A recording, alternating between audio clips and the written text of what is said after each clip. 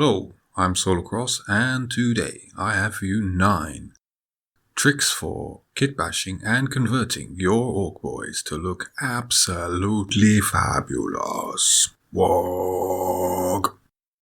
Alright, so let's get stuck in. Tip number 1. Swap bits across other orc kits. Okay, so Games Workshop has a number of infantry kits for the orcs, and for the most part they are all pretty compatible. The legs, as you can see, they are different. This is the looter sprue, and this is an old orc boy sprue using pretty much the same bits as the current orc boy sprue. So as you can see, the legs have the same kind of ball socket, same size, and footprints and everything, but they are actually different. So you could use, if you had, say, 2 boxes of looters, you could use some of these looter legs on your boys instead, and use these legs for your looters or your burners. The same torsos on the burner kit actually are pretty much the same, although this one here is for the mech that you can make with the kit, and you can actually, and that is actually different from the boys thing. So you can use that in this kit, or you could use it in the other kit, whichever you like, whichever look you're going for. And the same pretty much goes for heads as well. In fact, okay, so you see, these are the looter heads, and these are the regular boys heads. So rather than just use these heads just only on boys and these heads just only on looters or burners, you can actually, make your looters more varied by using some boys heads, and make your boys a bit more interesting by using some looter heads. Another thing, of course, I should mention is that the looter kit actually has enough guns or enough weapons for 10 guys, so or 11 even counting the mech. So you can have five def guns, I think they're called, 5 burners, and I think there's a gun for the mech. I think it's a custom blaster. I don't know where the sprue's gone now. All these boy bits or torsos and legs are completely compatible. You can actually use your boy bits, your boy sprues, to make extra burners or looters using the guns from the looter kit. So that's an obvious and easy thing to do that I'm sure every orc player has already discovered, but we have to cover these things. Step number 2 is raid fantasy orc kits for bits to use to spice up and create variety in your boys, your conversions. It's just the easiest way to do it because these are also pretty compatible. This kit is not in production at the moment, although fingers crossed it will come back. But it has torsos which are different but compatible, arms which are different and compatible, heads which are different and compatible. So you're going to use sprues like this absolutely easily. Now, the other fantasy kits are not quite so easily usable. I think there's the Savage Orks kit. I think they're called Orks or something now. It's a bit less. You can still use it, but the bits are a bit less readily compatible. And of course, the fantasy line make great for making snakebite themed orcs. So that's another thing you can do for that, just for the extra variety, which is something we like. We don't want if you've got to make 100 boys, you don't want them all looking the same.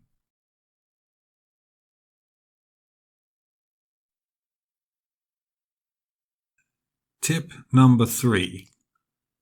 Use third-party bits.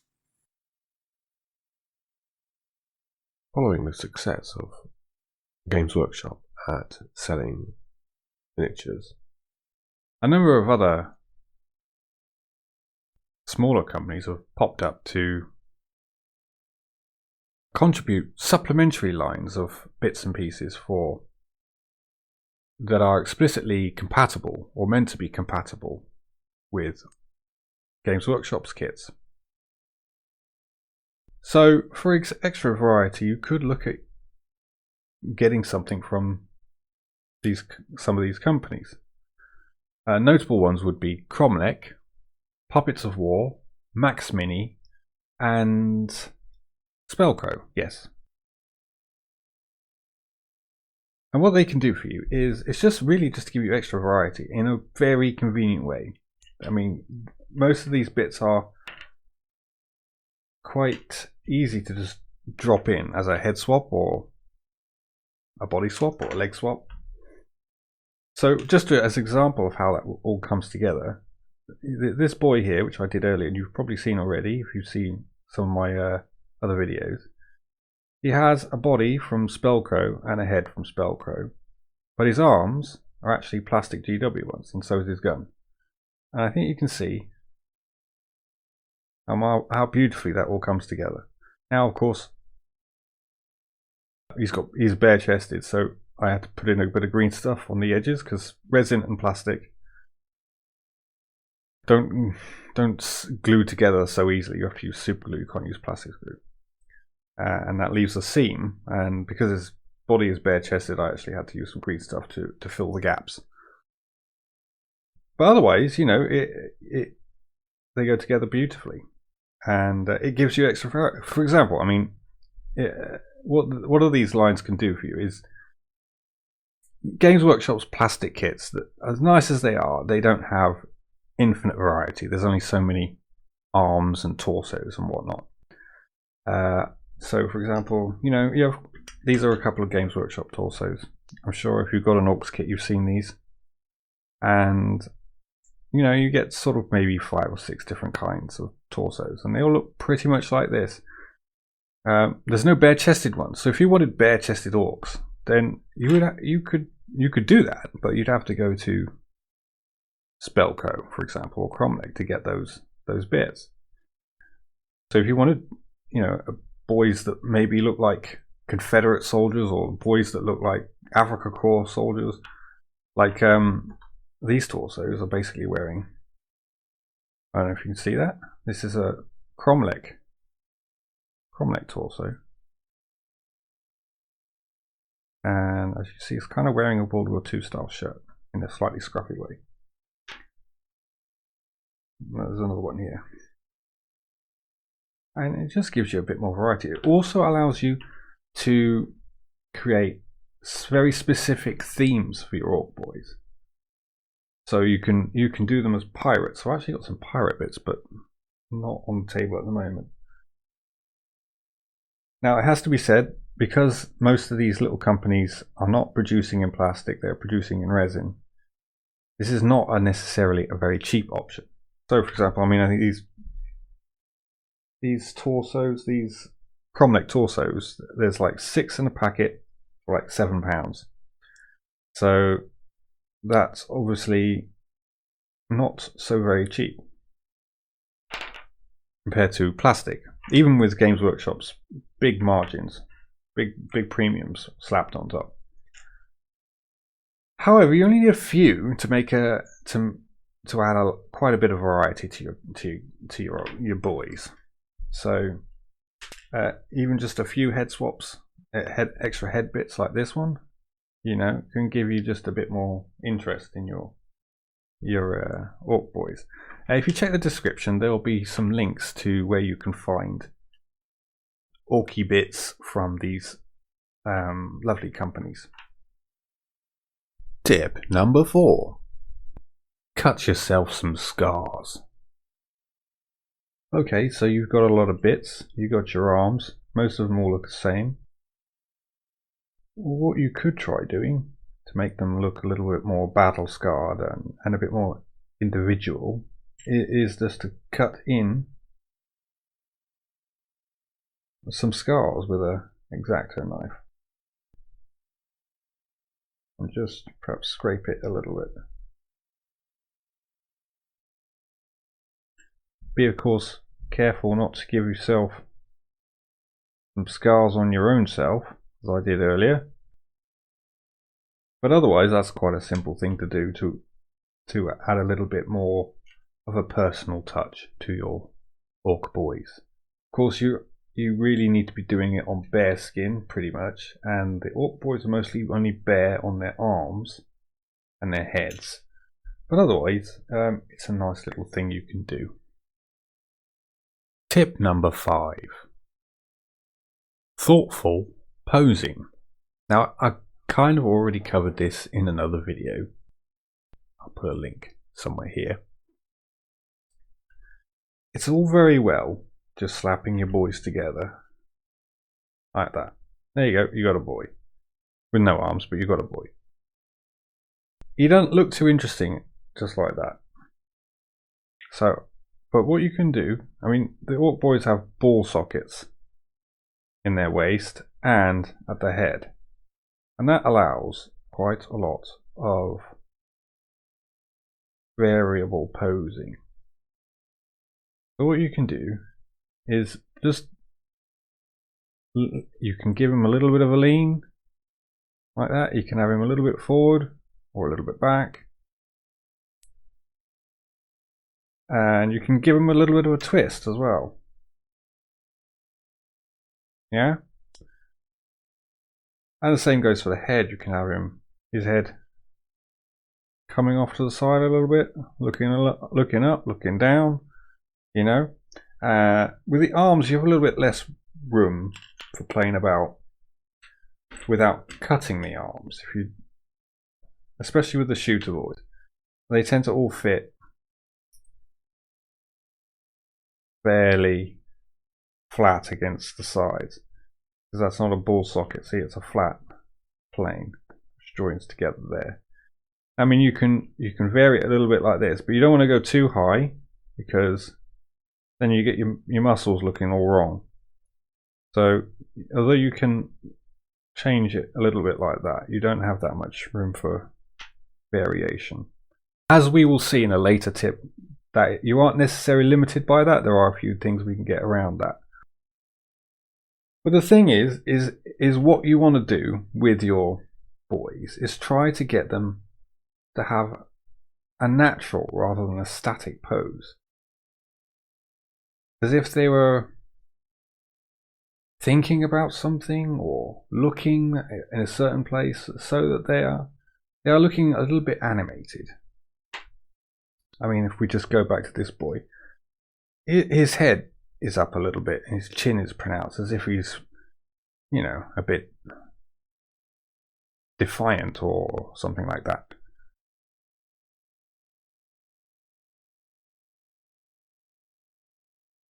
Tip number 6, use your mini bits. Okay, so every kit's going to have little bits you can add.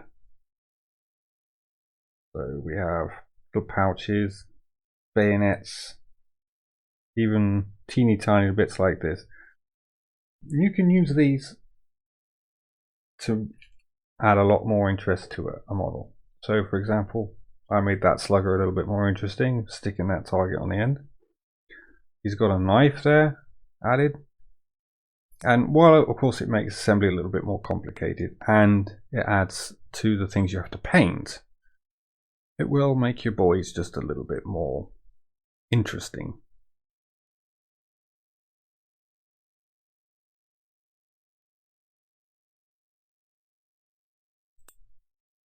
Tip number 7, cut and splice your bits.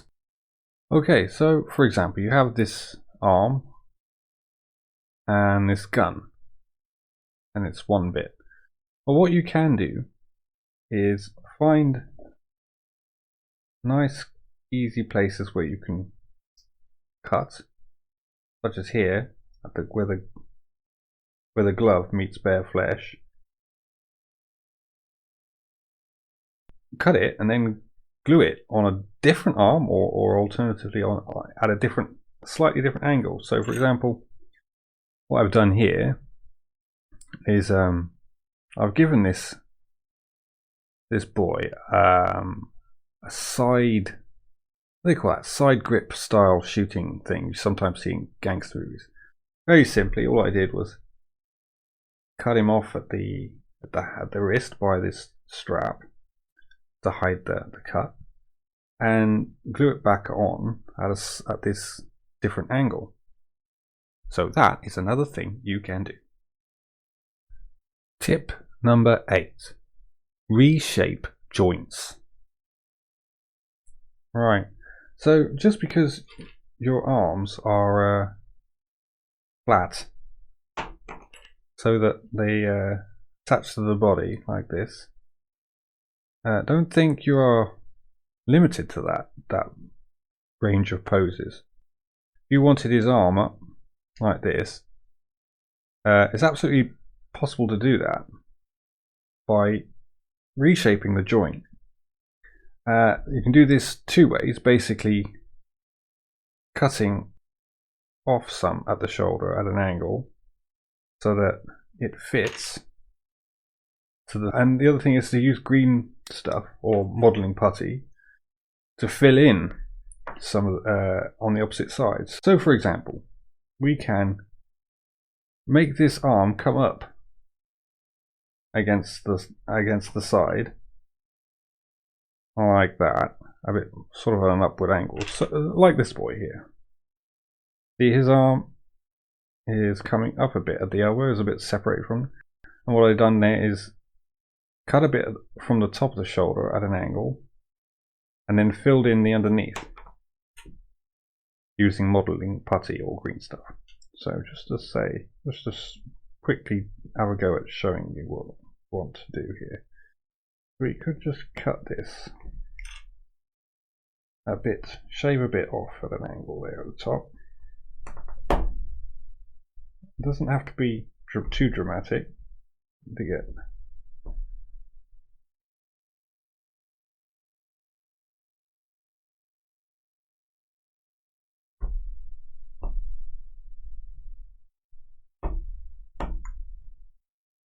Right. Now, this slugger arm, the top part is here, will attach like that, and I think you can see the little gap in it underneath now. Now we do need to fill that, and I'm just going to use a little bit of blue tack to illustrate this. What you would use is modelling putty, really.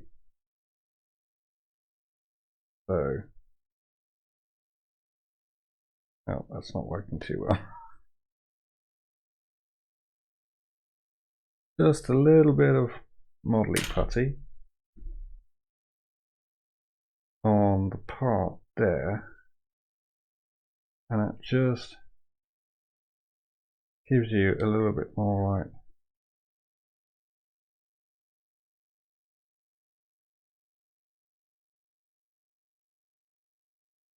And so there we go. It will look something like that. Now obviously, if you were using modelling putty, you would actually have to shape it to try to be smooth using your modelling tools, a cocktail stick or something. And that's essentially what you can do. You don't always need to go, if you're only doing a slight angle, you don't necessarily need to fill anything. You could just shape it off across the whole of the flat surface.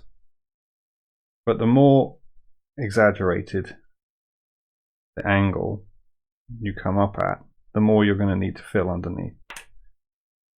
Yeah, I mean, I suppose hypothetically you could get the elbow probably even as high as that if you're prepared to do a lot of green stuff work to fill the armpit. But even a small angle gives you a distinctly different look. Tip number 9, sculpt your own bits. So this can vary from anything from just adding sleeves or pouches, capes and things like this. Sometimes you won't have a bit, there just won't be a bit anyway. And you can try your hand at sculpting your own bits. Now the easiest things to do are bags and pouches and things like this.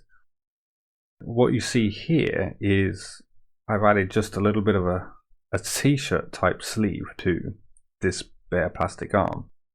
The reason why I did that is because I'm thinking of adding them to these third-party bit torsos, these Africa core torsos, and to me they look like they are meant to have sleeves rather than a bare arm just meets at the shoulder, as with regular orc bits. I mean, if you look at this, you've got this is a regular orc torso, and you've got this kind of rough edge, which when you add your orc arm to, gives it a sleeve for his torso, right up on the shoulder there, like a sleeveless shirt. But these torsos from Cromlech don't have that, and I think they really need to have sleeves. So I'm just adding them with a little bit of milliput, or you can use green stuff or any other kind of modeling putty. Just add your own bits.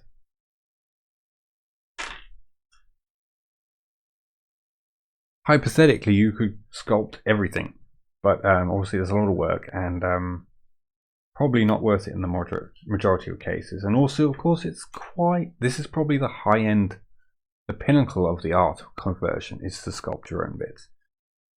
But you need quite a high level of skill to pull it off. I wouldn't say I have a high level of skill, but I'm adding this as a tip because you could try it and see what happens. If you likes this video, then why don't you like, subscribe, share and comment? Then you can probably likes this video too. Whoa!